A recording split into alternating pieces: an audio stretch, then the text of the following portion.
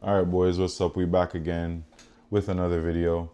As you see, I moved from my other spot back to my old spot, but it just depends on how I'm feeling. Um, Today, I want to talk to you guys about learning how to read people and really understand the people that are around you, because a lot of people act like one thing but do a completely other thing. Um, I find that less. This is something that I really came to find out more when I started living here in Canada, but I guess it happens all around the world. It doesn't really matter where you live. Um, but yeah, learn to read people and understand what they want to say versus what they actually say. People are crazy, man. Everybody, from your parents to your significant other to your friends to your family members to everybody, people act a certain way and they behave a certain way, but they want something else. Even you will, and even I do, to a certain degree. And I guess that's just how society is now because of the world that we live in. We don't live in a society where if you want something, you just go and take it.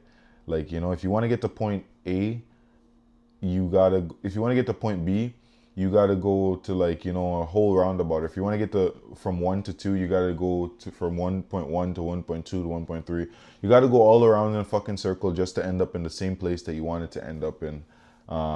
When you could have just been more direct. So people are less direct. Kind of just like that whole shit I just said was like what I'm trying to say, right? But no, man, there's more ways to understand people than you would think. And there's a lot of certain examples. I don't have a lot of examples in my mind, but there are a lot of examples in your everyday life, whether you're at your work, or you're just socializing with your friends or whatever. And there's a lot of things I want to bring up. So let's just dive into it, right? The first thing I want to talk about is people's body language. You have to really learn how to read people's body language because their body language tells you what they are. Okay, so I'm talking to you, right? Before I talk to you, before you hear the words that come out of my mouth, they are in my mind. Then they get processed then they get processed by my mind. Then my mind is like, should I say this? And if my mind says yes, I say this, then my mouth says it, like it comes out of my mouth, right? It's the same with body language, right? The way someone is thinking or what someone is thinking is in their head. Then it gets accepted or rejected. Then it comes through their mouth. But the one thing that doesn't lie is their body language, right? So if you do something that really pisses someone off and they just play it down with their speech, their body language won't play it down, you know? It's kind of like when you like sneak up on someone and you scare them and they're like, "Oh, I wasn't scared." But like they're acting all shook, like, like you said you're not scared, but your body is telling me that you're shook. So body language is super important, and there's a few things you want to look out for when you're talking to someone, and how to kind of get a gauge on what they're feeling and how they're actually feeling versus what they say, right? The biggest one is the cross arm position. Whenever someone has their arms crossed like this, it means they don't want to hear what you have to say. You're having a conversation with someone and their arms are crossed and they're acting like, yeah, yeah. That's like I'm just waiting for you to stop talking so I can keep talking. But I'm not interpreting anything you're saying. I'm not listening to anything you're saying. I don't care what you have to say. Whenever someone has their arms crossed, this is what it means to me, pretty much. I don't want to hear what you have to say, right? Cross arms means they're closed off, means they don't want to communicate. They want to argue, right? They want to confront, right? Because cross arms kind of indicate that you're not ready to be open to not you're not ready to open up, right? Because your arms are crossed, obviously, right? So whenever you see someone cross their arms and if they act like they are trying to open up, they're not. Really, they're not. You could ask them a question that you just said 10 seconds ago, they couldn't remember it, right? Because they're not listening. They're hearing everything you're saying, but they're not listening to it, right? Another big thing is when you're facing someone, like you're talking to someone, you know, and your feet are planted here and the other person is also like direct from you. Like if I'm standing here and the other person standing here and both of us like are both our feet kind of like we're kind of facing each other like directly, then you're having a conversation with that person. But if one person standing like this and the other person standing like this, then that person that's standing like this is not really they're not focused. They're not giving you 100% their all, right? Because whenever someone's having a direct conversation, they face you directly. They don't turn to the side. That just means they're trying to deflect, or like maybe you're like telling them the truth and they don't want to hear it. So they're kind of like they're posturing to get away, to end the conversation, to get you to shut up pretty much, right? That's what I take from it, and that's what I've learned, frankly. You know, a next thing is kind of like a tip. Whenever you're having a conversation with someone, um, you know, you don't want to have a conversation with you here and the person there. Like you're trying to have an open heart-to-heart conversation. You don't want to have a conversation where you're both like across a desk. You want to stand beside that person. Like the person is here and you are here. You guys want to be side to side, not facing each other, right? It's easier to have conversations when you're not facing the other person, when you're not looking directly in their eyes, but they're right beside you. You know, like kind of like, you know, like they're sitting beside you. Kind of like how these two laptops are beside each other, right? They're not like this. Like you don't want to have conversations like this. You want to have conversations like this, right? Where you don't have to look the person in the eye and they don't feel a lot of judgment or scrutiny because you're facing the other direction. Kind of like, you know, like your dad ever sat down and talked to you, you know, like had a real life talk with you and you sat beside him. You didn't sit in front of him, right?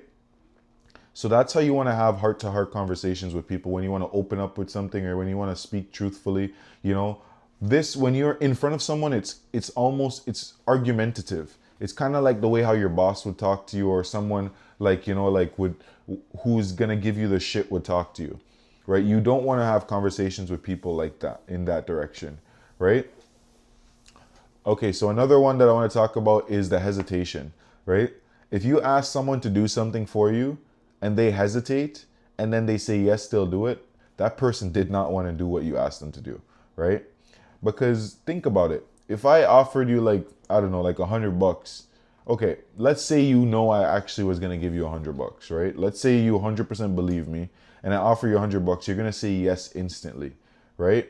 But if you don't know, you're gonna hesitate and then maybe you'll say yes or maybe you'll say no, right? It's the same thing in the workplace where your boss asks you to stay late and there's a fraction of a second in your mind where you fucking explode, you think whatever. It's a fraction of a second, it's very quick, and you say yes anyways, right?